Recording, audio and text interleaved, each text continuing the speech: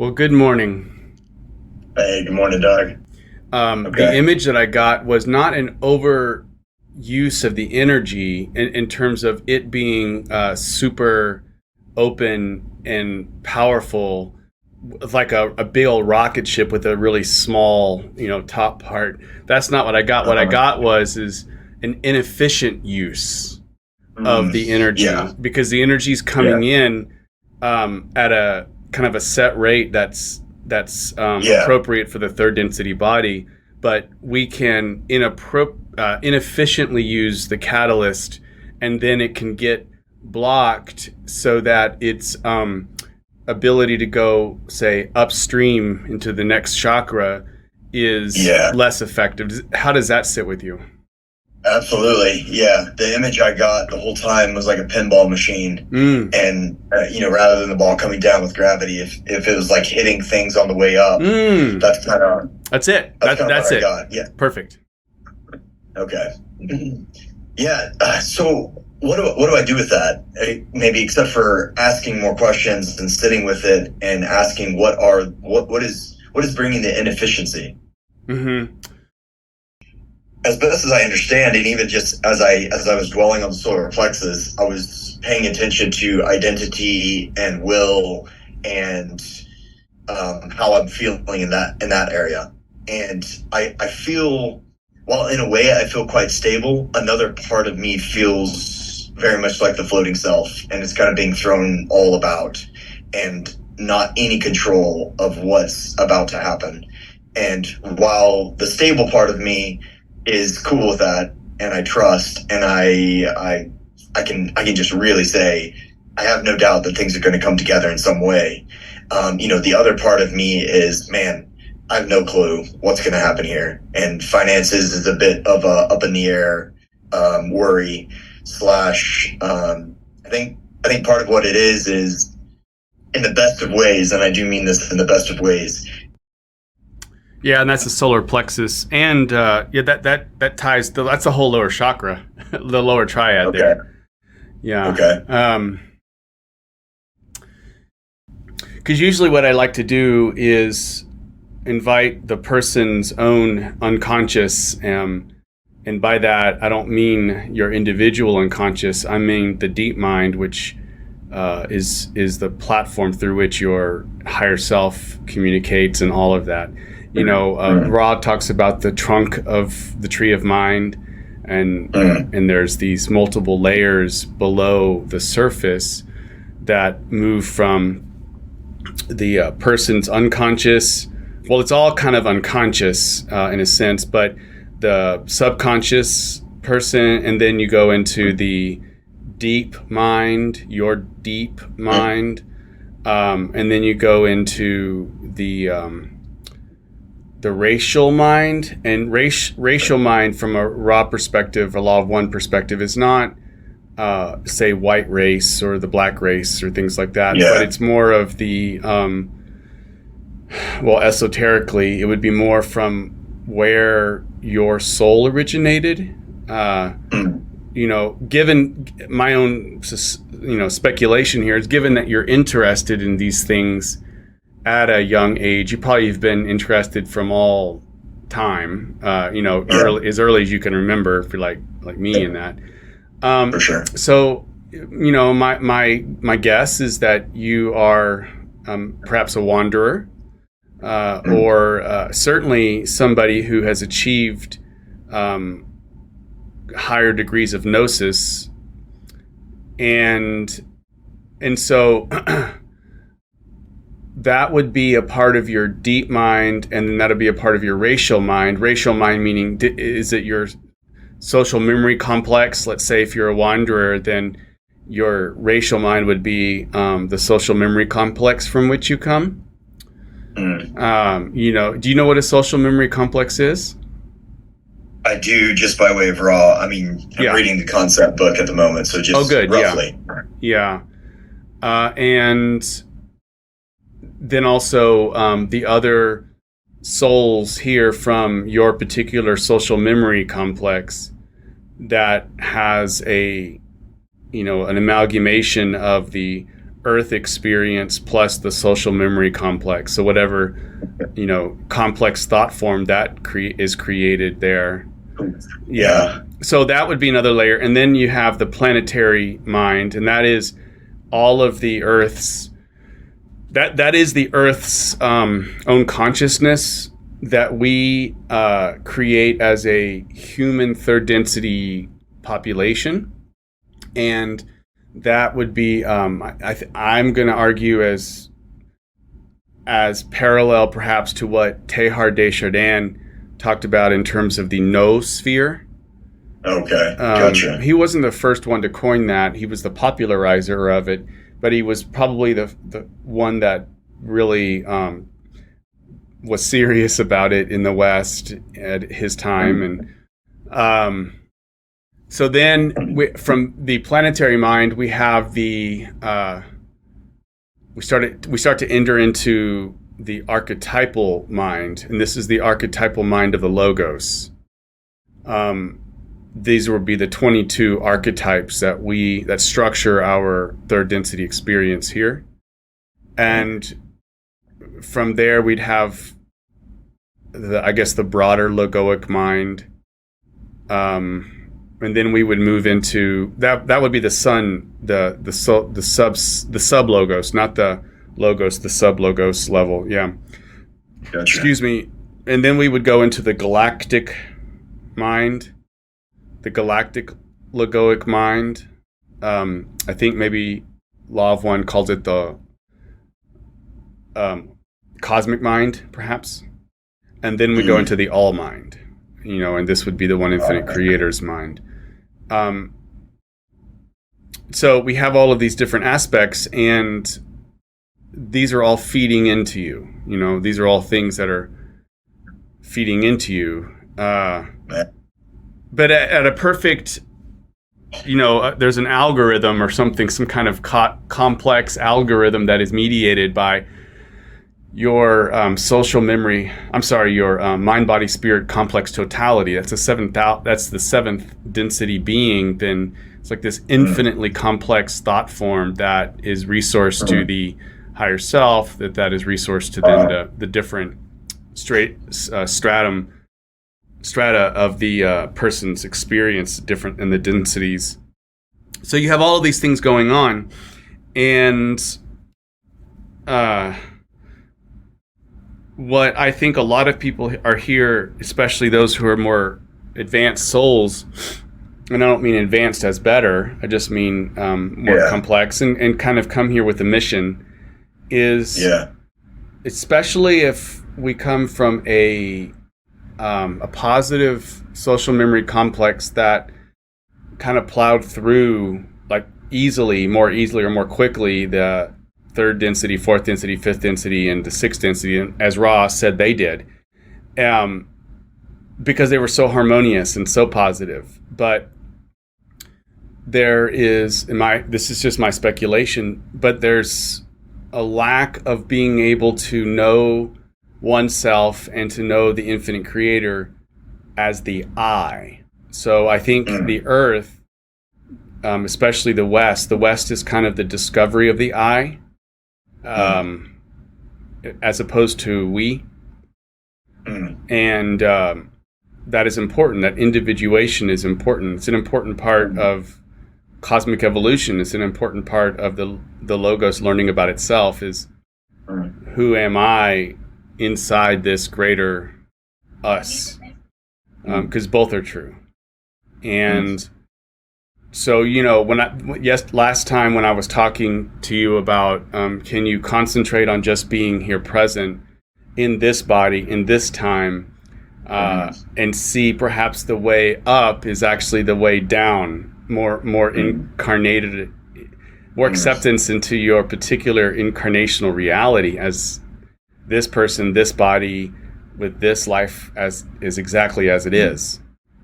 And that, to put it in a more maybe poetic way, this is the journey of discovering the I. And it's not just a discovery of the first lower chakras, or particularly the second chakra, which is kind of the purview of the I, but it is informed by all of your experience of whatever your soul knows that is passed in and through each incarnation. And so I'm assuming it would be the higher activated higher chakras that slowly through incarnations here on earth as your ministry to be a wanderer would be to slowly learn how and what it means to be an I in the we. Because that's the job of the wanderer, is to learn to be fully a human third density being with its full beauty and complexity here, and the I-ness of it all.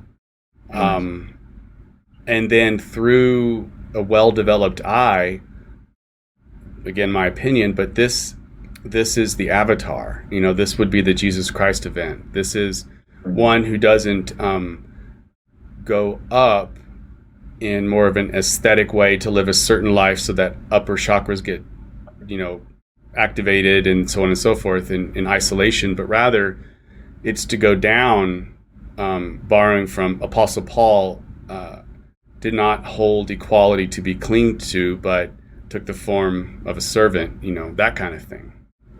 Yeah, and incarnated into the third density experience.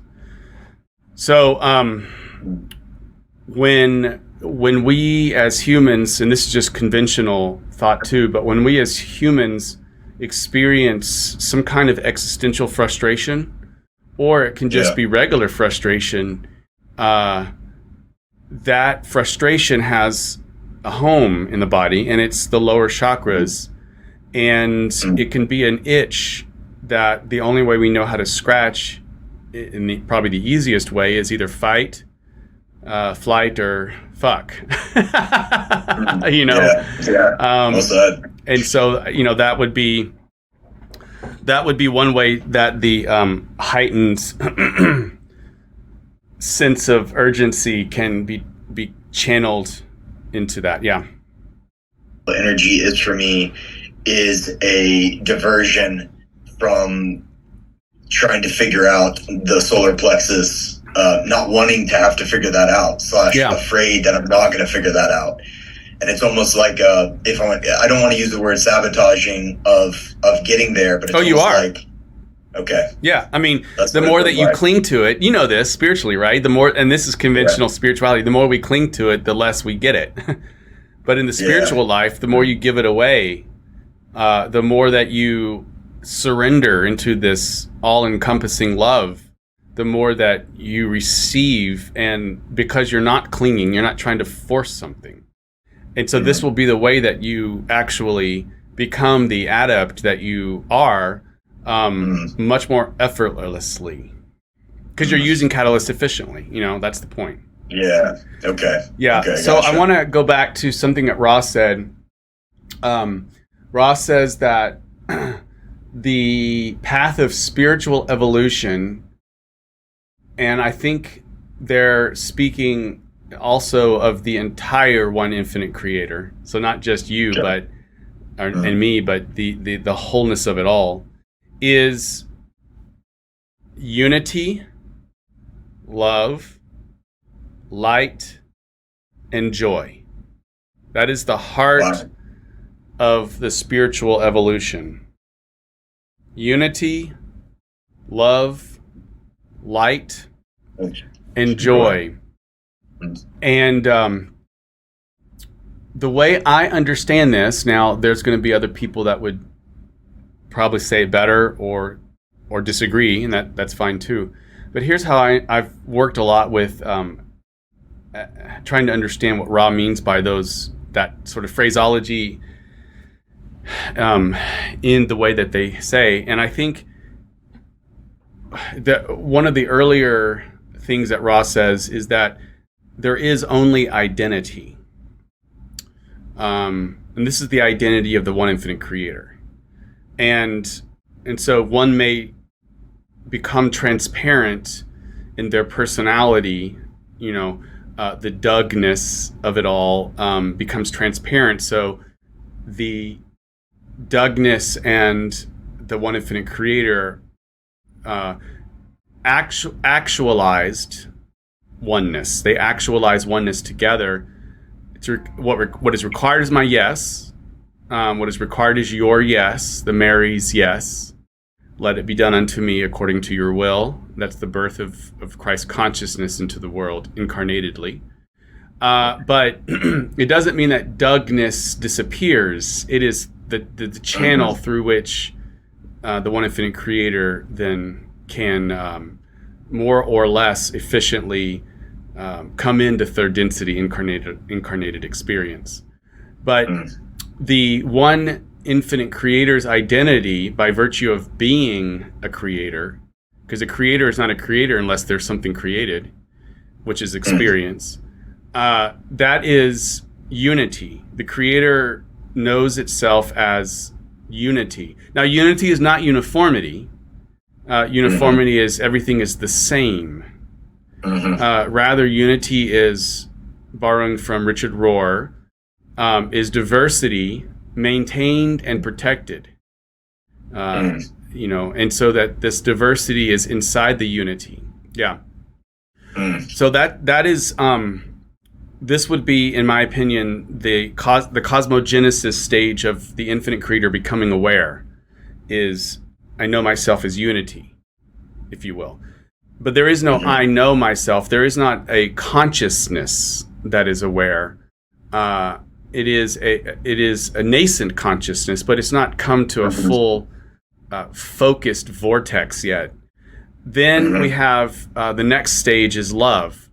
And Ross says that love at this level is energy. And energy to express the unity, In other words, I almost see it as awareness that has movement.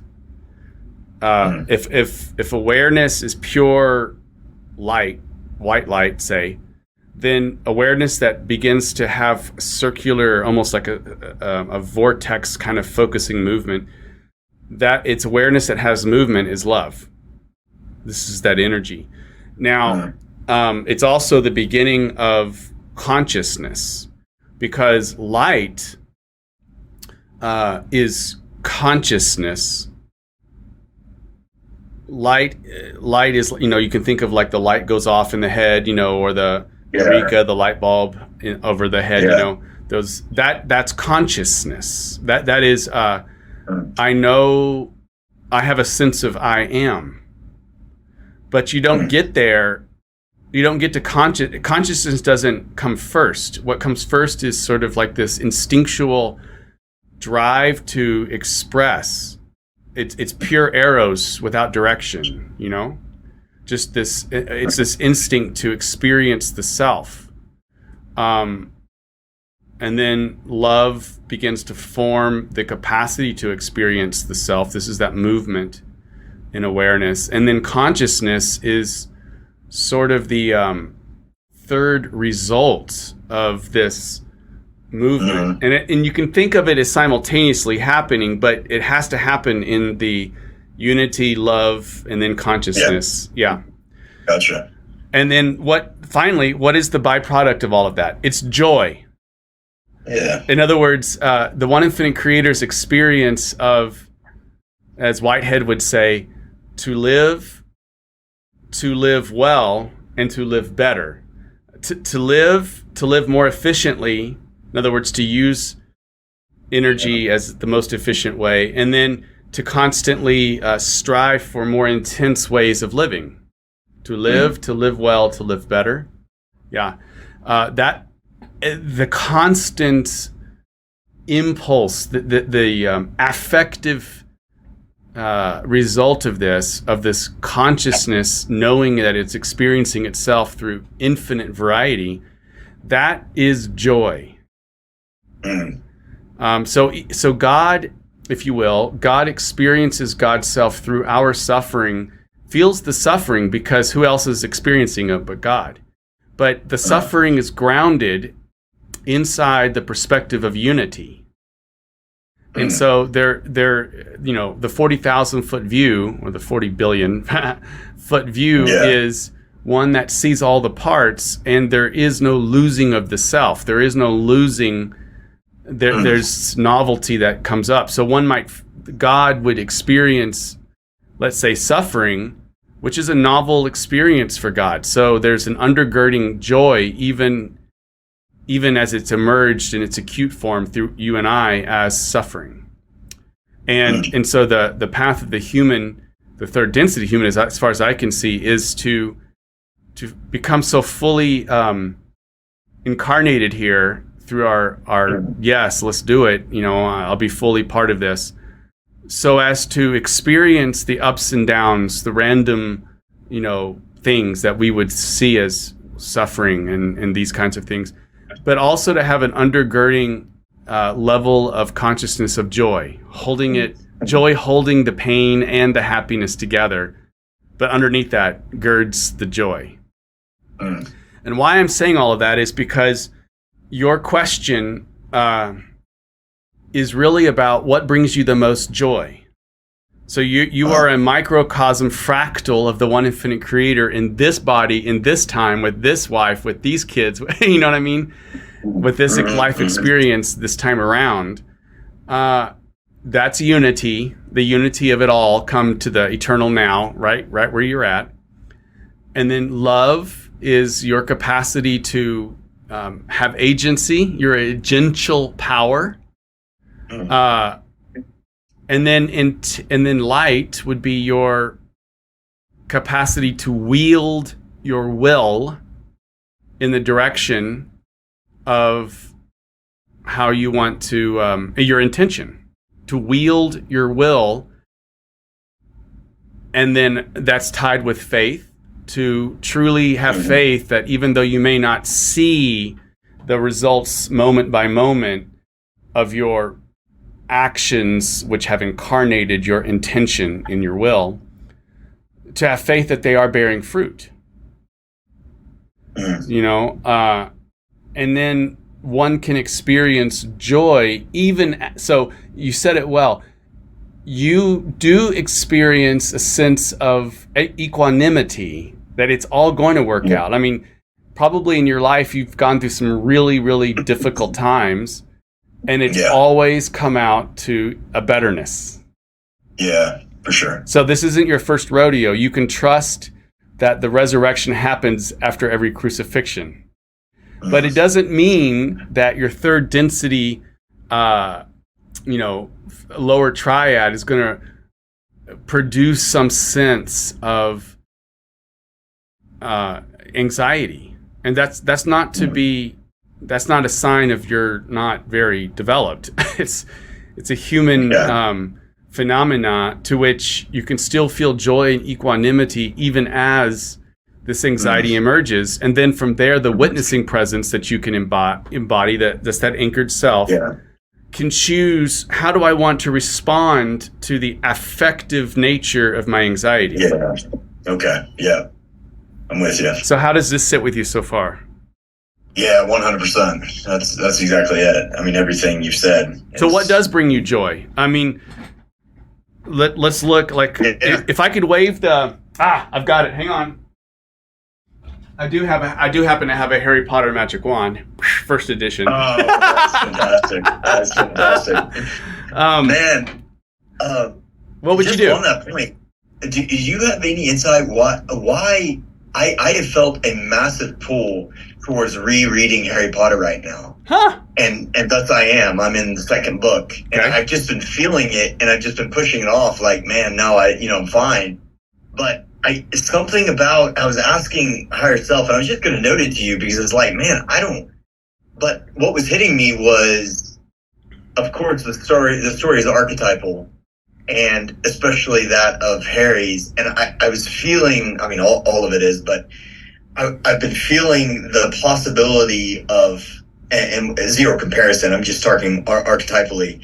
I've been feeling potentially that maybe the pull to read it right now has been that I know that there's something within me that is more magical or wizardry-like. It's an awakening. It's an awakening of the magical potential to change. Magic magic is defined as the capacity to use the unconscious to change consciousness intentionally.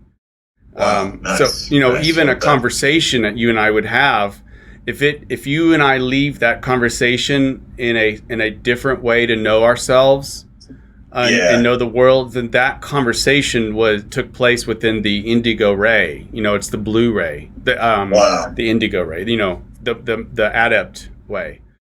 Okay. And so, and I think that the archetypes you brought up a good point there. Things like Harry Potter. I think things like Lord of the Rings. I'm rereading that. So, oh wow, all cool. of these things I think has to do somehow archetypally, and it's much more complicated than just what I'm about to say. But it is this sense of how do I transcend the entrapment of the lower chakras, the triad, that's couched in that bellicosity that has a rigidity of a worldview, and move into the heart, which is then the access to living a more incarnated life, because then you have the blue ray, being able to communicate with full honesty of oneself, not a lying, not that you would lie, but rather to know yourself and to accept yourself and to forgive yourself, and to then have your energetic expressions, whether it's verbal or embodied in some way, to be resonant with that truth. That's that blue ray. And then the indigo ray, being able to consciously manifest higher, let's say, more expanded and more powerful ways to be embodied here. All of that is possible, but only if you start to access the heart. Okay. Yeah. Gotcha. That's really helpful. So, to go back to your question, and I've been thinking a lot about it because you asked the question last time to think about how did you phrase it exactly? If I don't need to learn and such, do I want to?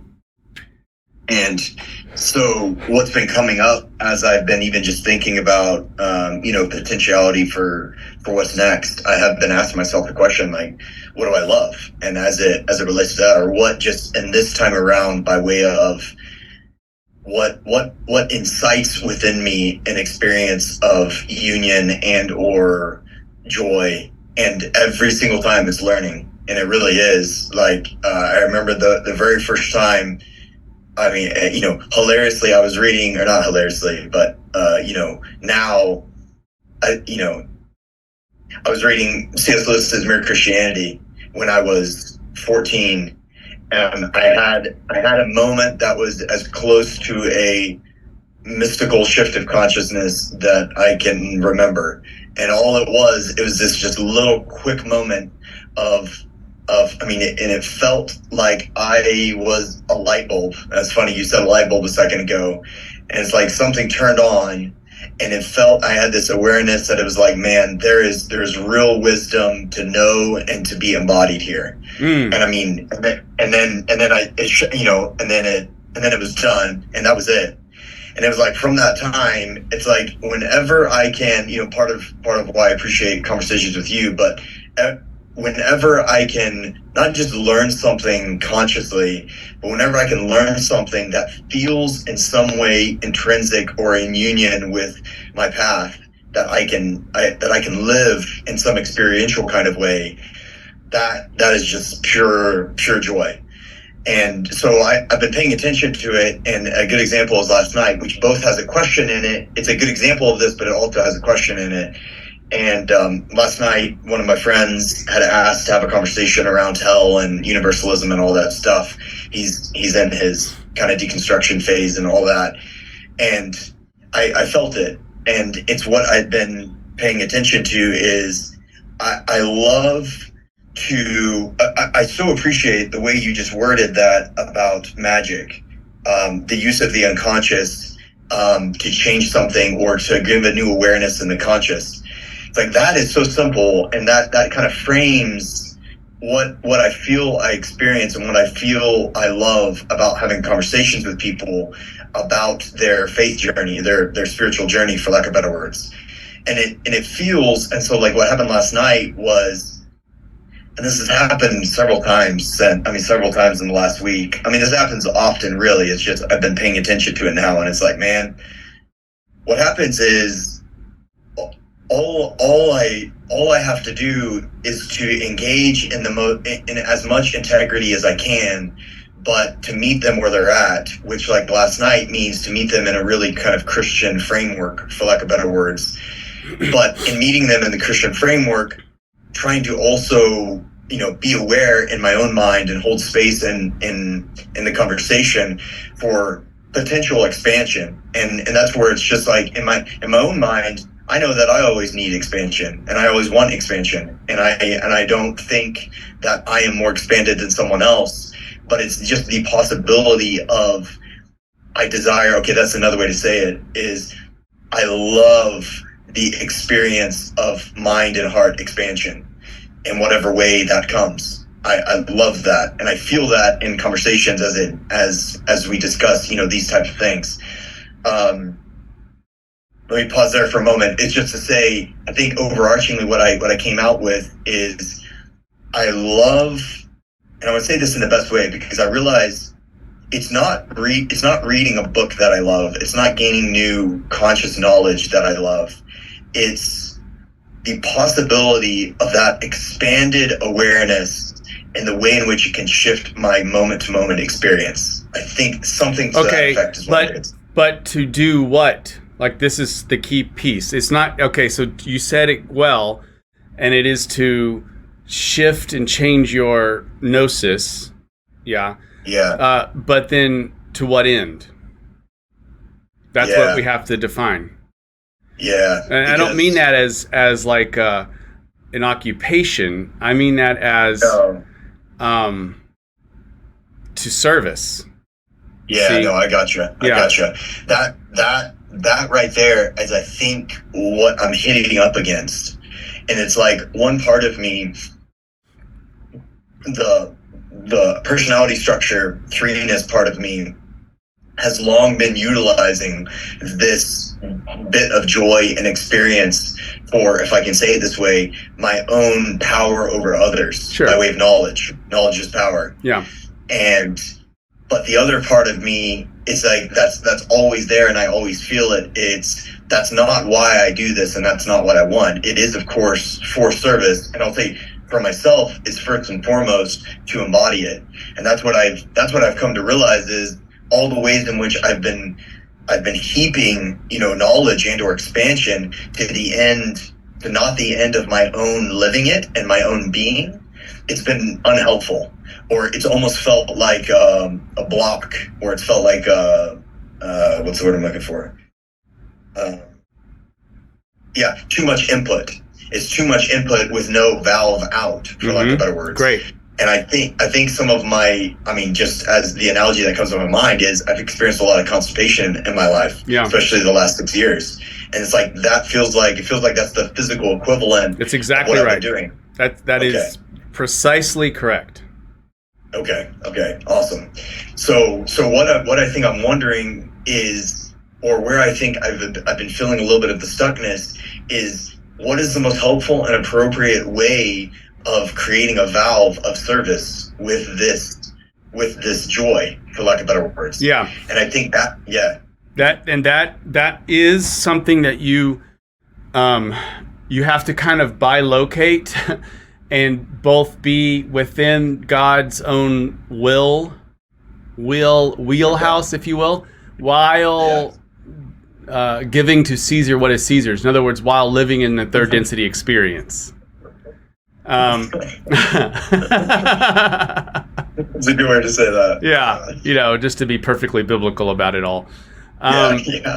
So, earning a living is how our earthly third density experience is manifested. And I'm not one of those who feels that the monetary system is evil. It's an expression of energy. How we've used it to benefit a few upon the backs of many, that is congruent with more service to self type polarity. But one doesn't need to denigrate or scapegoat the mode for that. We need to have food. We need to have our kids. I mean, we've got kids. I'm in the same boat. How are they being given ways to be as most flourishing as possible? So, you've got to be able to both go look for it while trusting that you're led. As long as you can consistently ground your searching within the bigger energetics of I desire to serve the one infinite creator for the highest and greatest good for all selves.